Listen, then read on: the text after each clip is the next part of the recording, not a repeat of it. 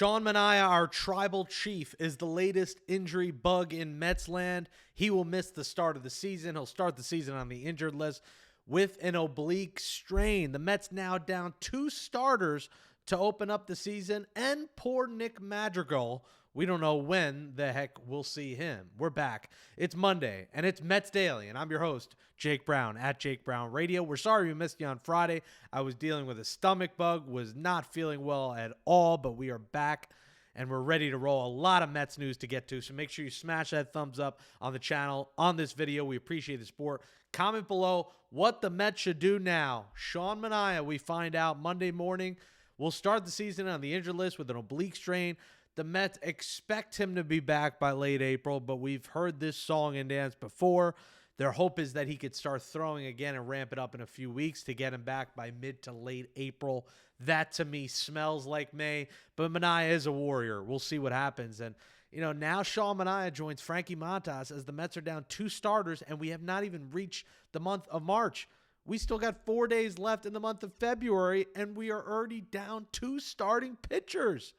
This was a rotation that was all the depth in the world. It's got 8 potential guys. Well, that 8 is now down to 6, and the Mets are 1 injury away from not having really any help at all unless they dip into the minor leagues much sooner than they wanted. So now let's take a look at what the rotation looks like at the present moment with Manaea out.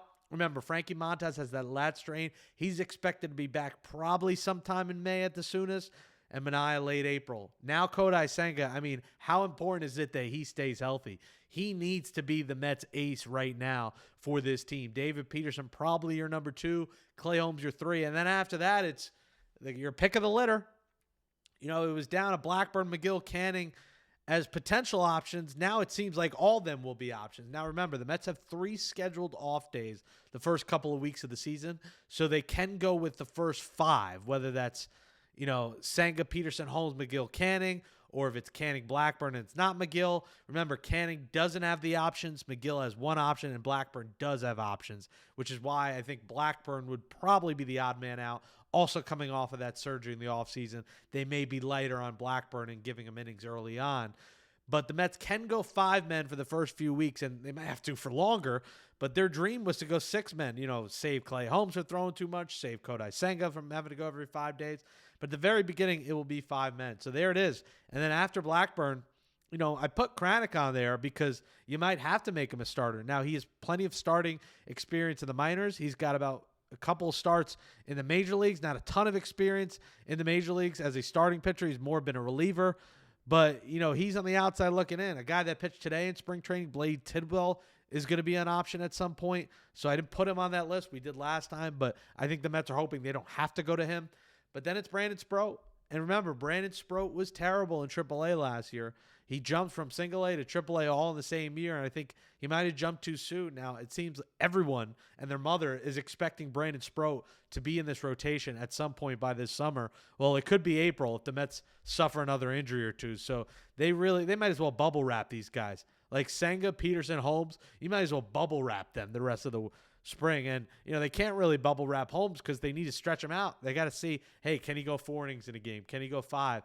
He was great in his first start for 3, but they need to see him go 5 or 6. So, that's one guy they can't bubble wrap. And let's be serious, they're not actually going to bubble wrap these guys. So that's the Mets rotation. And that second half is ugly. It is not pretty. And that is why I wrote today on the Mets on SI site why they need to add a starter. And here's what's left. The obvious option is Jose Quintana. Jose Quintana is a familiar face. His last 6 starts, he was dominant. The postseason, he was great. He had a 3.75 ERA. It almost seems like a no-brainer, and you're wondering why they don't get it done. Well, maybe they don't want to pay the double. At this point, they're going to have to dip into the luxury tax. The Mets cannot go on without adding a starter.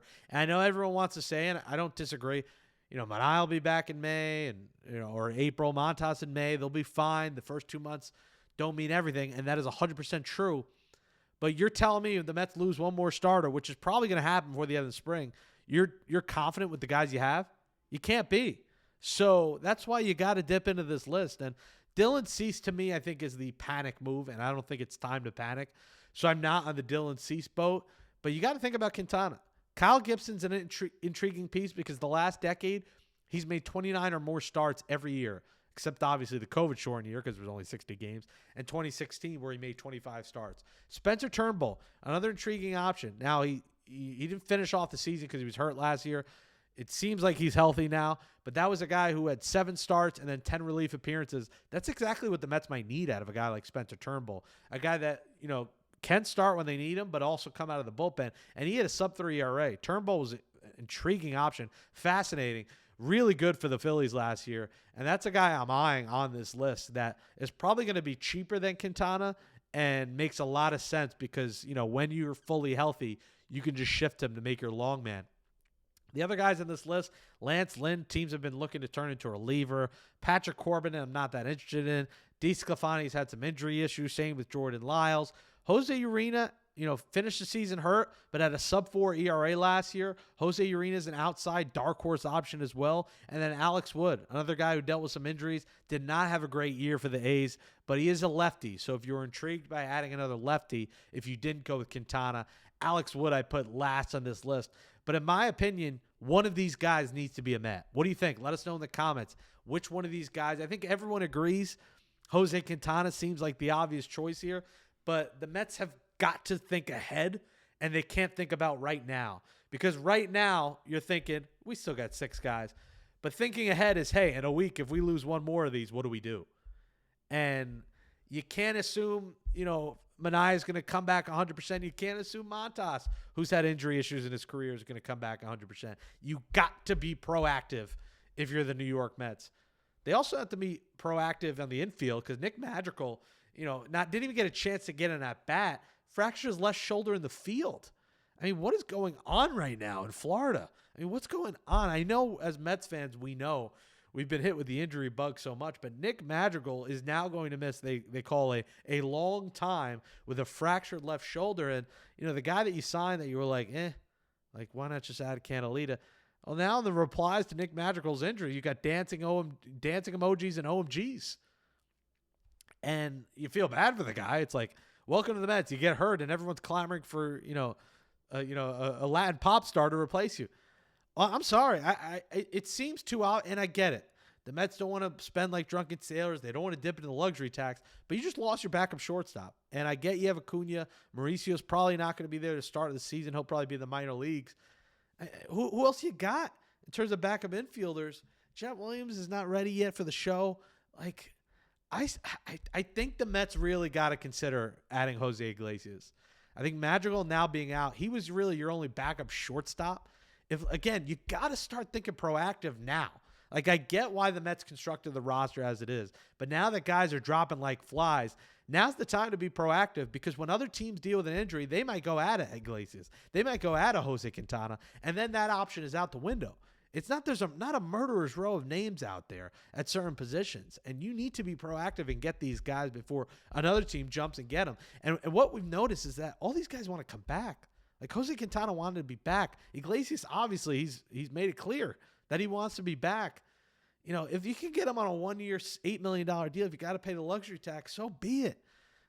You got to be proactive here because this is a championship caliber team that has pieces dropping like flies. So if I'm the Mets, I see if you can get a deal done with Canalita. And you could say gimmicks, you don't need this. He's not going to replicate it. I get it. But right now, you're playing with gas. You're playing with trouble here. If the Mets lose one more infielder during this spring due to an injury, you don't have many backups. Brett Beatty can't play shortstop. Luis Angel Acuna is probably your backup shortstop. He's also your backup second baseman, your backup third baseman.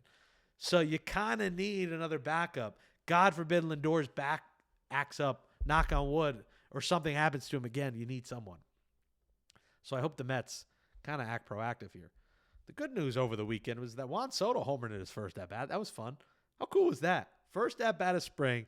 He commends the pitcher. He hits his helmet. He bobs up and down to the pitcher for throwing like a 91-mile-an-hour fastball, passing for a strike. And he swung and missed on the pitch before, and then he clobbers one to left center for a homer. Just the aura for Juan Soto is great, and that's why I'm like, please fill these holes and make sure you have the depth because this is a long season, and losing all these guys prior to March is concerning, and there's going to be more to come. I highly doubt, and I hope it's true, and I hope they do come out healthy. I highly doubt the Mets go on opening day with everyone healthy right now. Everyone that's healthy right now stays healthy. That's probably not going to happen. So you got to plan ahead. But Soto's first at bat was awesome. Clay Holmes, all the nerd stats showed him having ace-like stuff, and that kick change was filthy. 3 perfect innings, 3 strikeouts. It was against the Astros C squad, in the opener on Saturday afternoon. So I'm not going to dive too deep into the numbers and the metrics and all that, but good for Clay Holmes. Getting through 3 innings to start is really good sign as well. And then the ABS system, that is not ABS, which I don't have. The ABS, the challenge replay, we're not going to see it in the regular season, but it is intriguing to watch so far and how it's working. I am a fan of it because it does get the call right. Teams are just going to have to be strategic about it, but I do find it intriguing and think that baseball should add it in 2026. So I hope we get that ABS, that advanced challenge system for balls and strikes that you do immediately. You saw numerous times over the weekend. So listen, some good signs. You saw Alonso today driving some runs. You saw Soto at a homer. Soto had another hit today and scored a run on that Alonso double. You're seeing some good things. Clay Holmes, you saw Max Kranick pitch well. But the injuries are alarming, and the Mets got to act now before it gets to a point where you get concerned. I'm not concerned yet, but they're one injury away to a pitcher for me being very worried about a second half of the rotation that doesn't look as pretty as it did about 10 days ago. This is Mets Daily. I'm your host, Jake Brown, at Jake Brown Radio. Please smash that thumbs up.